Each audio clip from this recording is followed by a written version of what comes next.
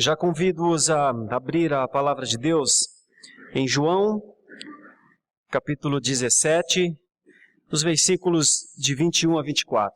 João 17, 21 a 24. Nós falaremos mais uma vez dos benefícios da obra do mediador. Desenvolvemos algumas séries de pregações aqui na Igreja Presbiteriana de Santo Amaro, e essa é uma delas, os benefícios da obra do mediador, baseada no capítulo 10 do Catecismo Maior de Westminster, onde, com o tema macro, os benefícios da obra do mediador, já vimos até aqui quem são os participantes destes benefícios, ou seja, quem são os beneficiários dessa obra do mediador. Já vimos também, isso está no site da Igreja Presbiteriana de Santo Amaro, quais são estes benefícios adquiridos. Já vimos também se alguém pode ser salvo sem Jesus Cristo, por algum outro meio, e o que o Catecismo Maior diz a respeito.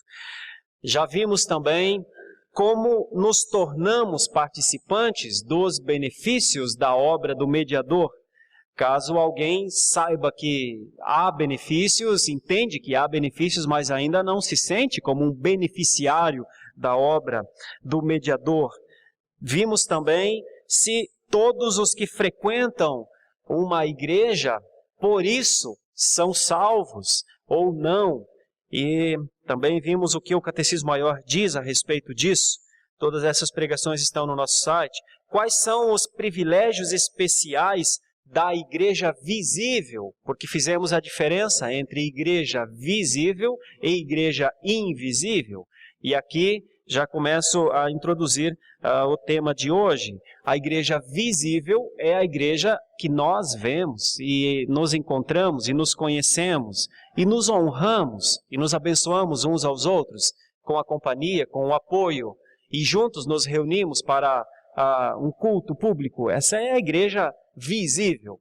Mas dentro da igreja visível, dentro da grande igreja visível no mundo, porque também não somos somente nós, como denominação local, que somos a igreja visível. Há uma igreja vista dessa maneira no mundo inteiro.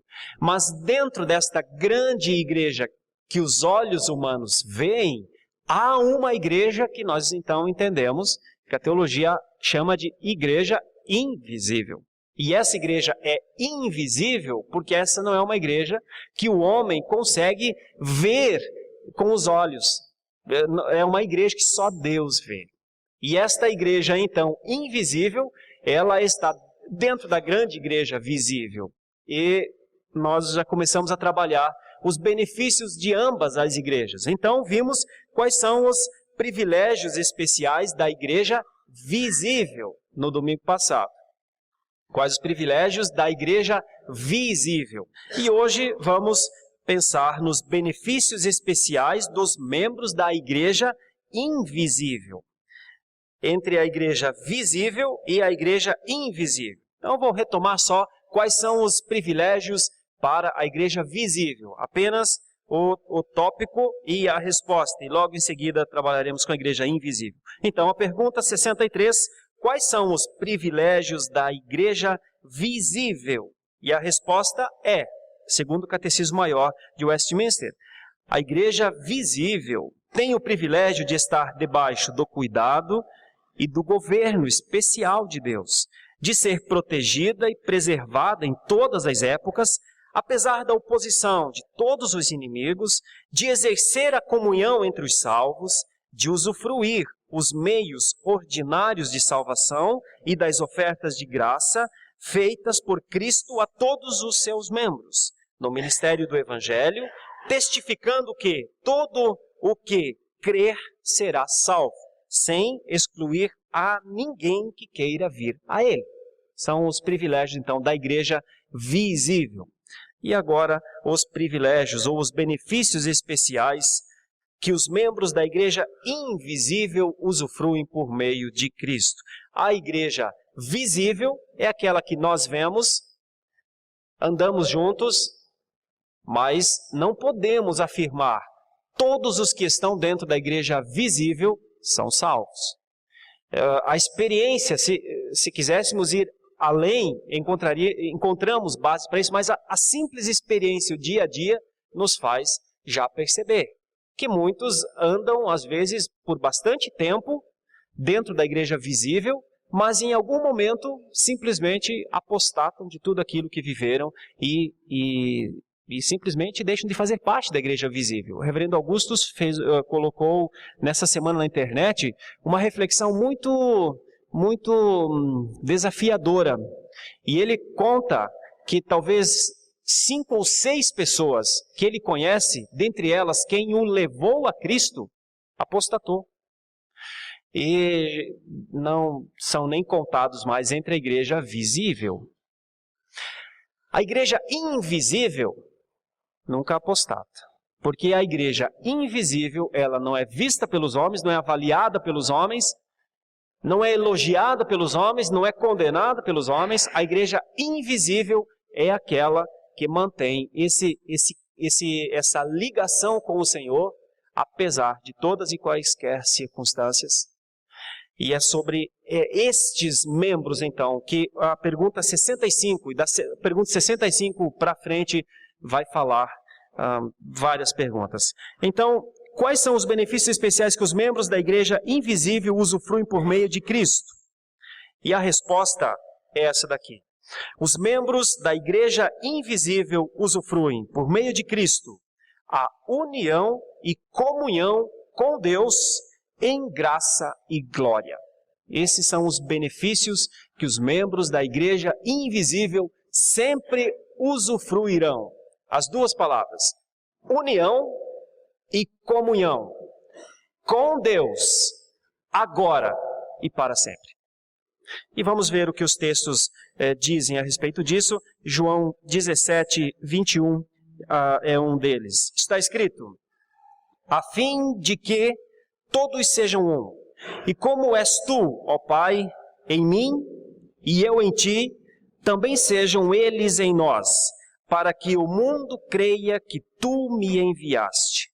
Eu lhes tenho transmitido a glória que me tens dado, para que sejam um, como nós o somos, eu neles e tu em mim, a fim de que sejam aperfeiçoados na unidade, para que o mundo conheça que tu me enviaste e os amaste, como também amaste a mim. 24. Pai, a minha vontade é que onde eu estou, estejam também comigo os que me deste, para que vejam a minha glória que me conferiste, porque me amaste antes da fundação do mundo. É por isso que o Catecismo Maior fala desses dois momentos na sua resposta. Os membros da igreja invisível usufruem, por meio de Cristo, a união e a comunhão com Deus em graça e em glória. Veja ainda Efésios capítulo 2, versículo 5. Efésios capítulo 2, versículos 5 e 6. Carta de Paulo aos Efésios, capítulo 2, versículos 5 e 6.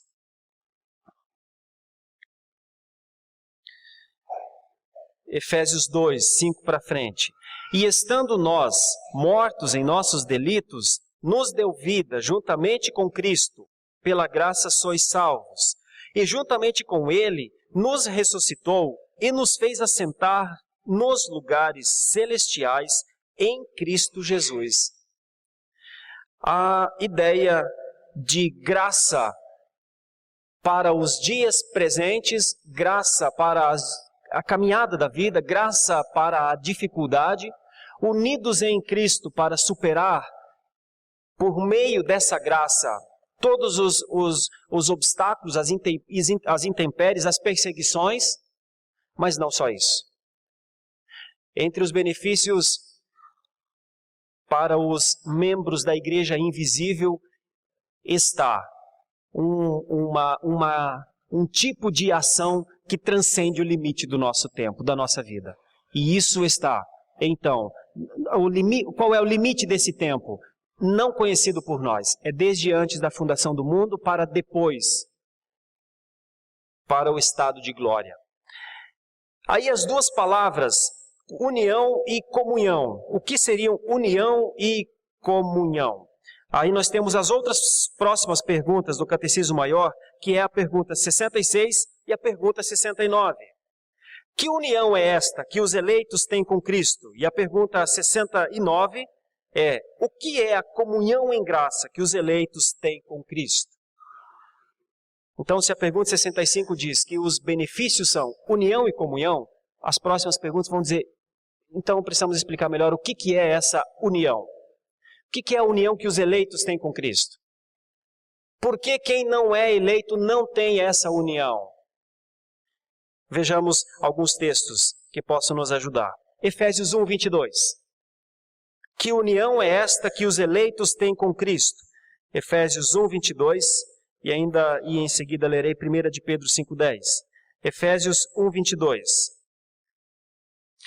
E pôs todas as coisas debaixo dos pés, e para ser o cabeça sobre todas as coisas, o deu à igreja. E o 23 também. A qual é o seu corpo, a plenitude daquele que a tudo enche em todas as coisas.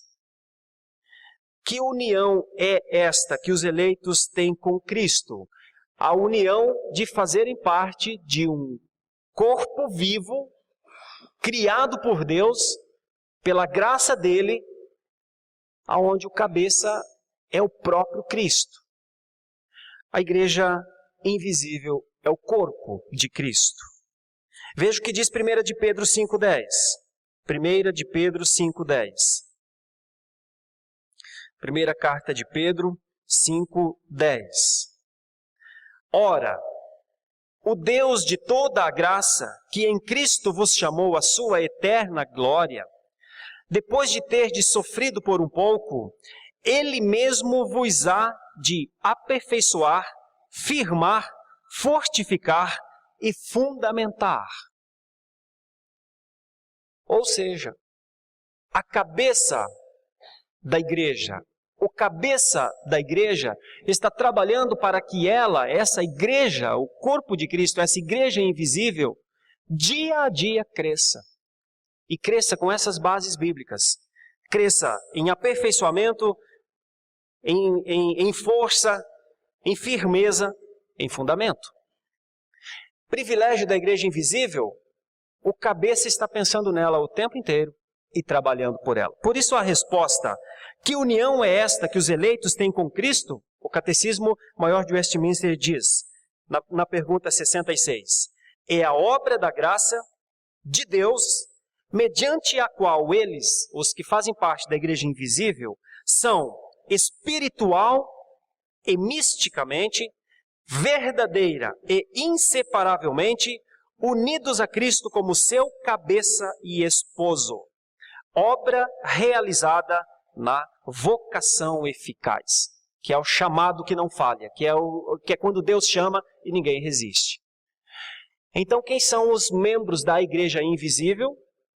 Os eleitos, os chamados, que não puderam resistir, que não tem como resistir ao chamado de Deus, e que, ao serem chamados, atendem o seu chamado, via de regra, passam a fazer parte da igreja visível, mas eles vão além da igreja visível, na sua existência eterna, estão na igreja invisível. E a eles o benefício do cabeça estar trabalhando por eles, para todo sempre. Isso o catecismo chama de união. As perguntas para frente, 67 e 68, vão falar desse chamado eficaz. Eu não vou abordar isso aqui. Para frente vou falar da vocação eficaz. Mas, só para um entendimento, a igreja invisível é chamada de um jeito que ela nunca diz não. E que depois de dizer sim, também nunca diz não para o Senhor. Ela não diz não para o chamado e não diz não para a continuidade. Essa é a união. O que é a comunhão em graça que os eleitos têm com Cristo? É a pergunta 69. O que é união e o que é comunhão? E aí os textos. Abra, por favor, Romanos 8, 30 Romanos capítulo 8, versículo 30. Romanos 8, 30. A união é essa ligação sem condição nenhuma de ruptura entre o cabeça e o corpo. Unidos, diz a palavra, as expressões misticamente, inseparavelmente. A expressão misticamente usada porque não é uma coisa física, é espiritual e inseparavelmente, mas uma união inquebrável. E a comunhão, como é que corpo e cabeça experimentam a comunhão? Então, Romanos 8:30 e depois ainda leremos 1 Coríntios 1:30. E aos que predestinou, a esses também chamou. E aos que chamou, a esses também justificou. E aos que justificou, a esses também glorificou. Tudo no passado. Tudo antes da fundação do mundo. Para ser exercitado durante e depois da fundação do mundo e até quando o mundo não mais exista. Uma comunhão que transcende absolutamente o nosso entendimento e a nossa razão e a nossa lógica. 1 Coríntios 1:30. Primeira de Paulo aos Coríntios 1:30 e 31.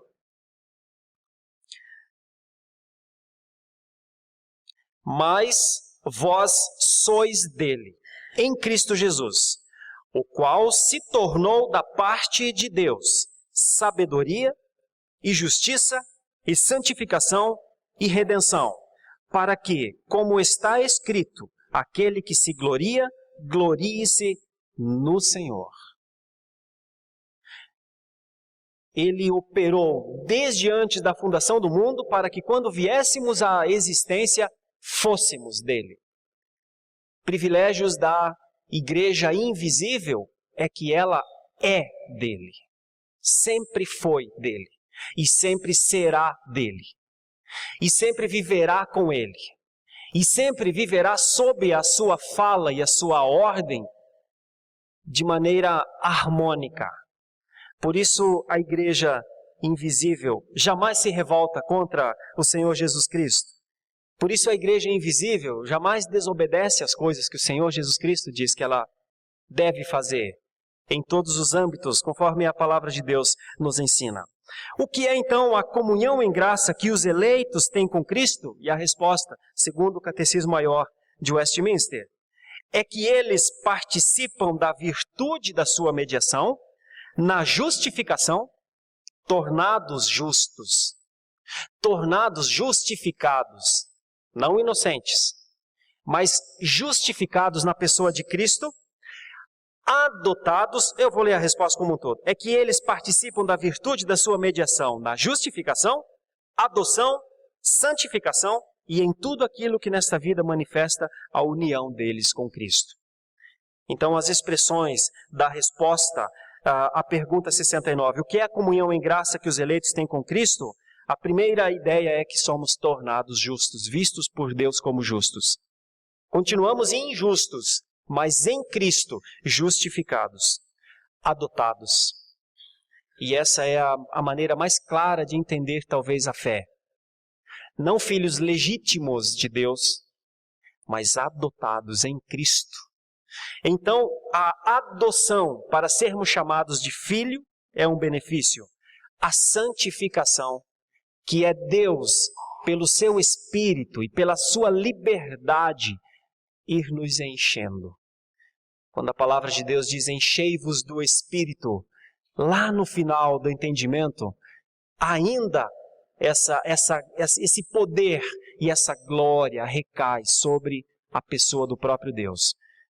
Quando a Escritura diz enchei-vos do Espírito, ainda é Deus que nos enche.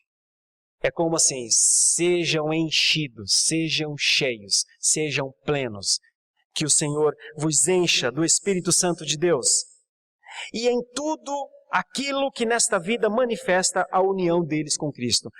talvez os teólogos aqui estejam querendo dizer, é porque tem tantas outras coisas, além de justificação, adoção e santificação, que aqueles que exercitam a união com o Senhor Deus receberão, que nem dá para colocar nessa resposta. Então, as perguntas para a pergunta 65 do Catecismo Maior de Westminster. Quais os benefícios especiais que os membros da igreja invisível usufruem por meio de Cristo? União e comunhão. Em graça e glória. União e comunhão em graça e glória. Unidos como um corpo ao seu cabeça e em comunhão porque este corpo não é físico. É um corpo espiritual. Unido desde antes da fundação do mundo e para depois do extermínio do mundo. Unidos e em comunhão para o dia a dia e para o tempo do porvir. E ao mesmo tempo, testemunhando da graça do Senhor para aqueles que estão do nosso lado.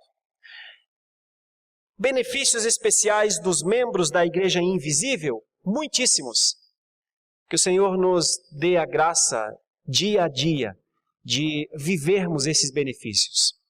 Aqueles que, por fé, conhecem o Senhor Jesus Cristo, aqueles que já não são mais donos das suas vidas, aqueles que já não fazem mais a escolha entre querer a Deus ou não querer a Deus, aqueles que já se entenderam como chamados pelo Senhor, podem descansar. O Senhor os conduzirá como os tem conduzido desde antes da fundação do mundo, até o tempo do porvir. Aqueles que ainda, e talvez entre nós haja, quem esteja chegando e ainda não tenha esse entendimento, o Catecismo Maior de Westminster enaltece duas coisas. É muito importante que você tenha união com Deus e comunhão com Deus. Em graça e em glória. Tanto aqui como no futuro. E o futuro é além do tempo de vida.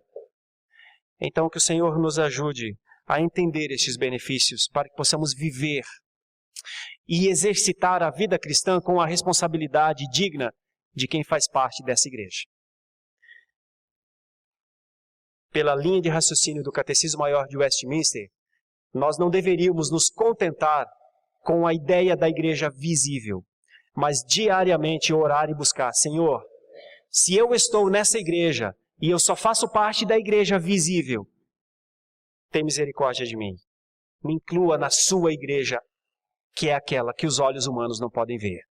Porque aí o nosso cristianismo, ele deixa de ser para os homens, se torna um cristianismo para o Senhor. O cristianismo para os homens, o limite dele é a horizontalidade. Mas o cristianismo para o Senhor é além da horizontalidade, obviamente, na verticalidade. Ou é para o Senhor, ou não é nada. Que o Senhor nos dê a graça de vivermos a experiência de eleitos do Senhor.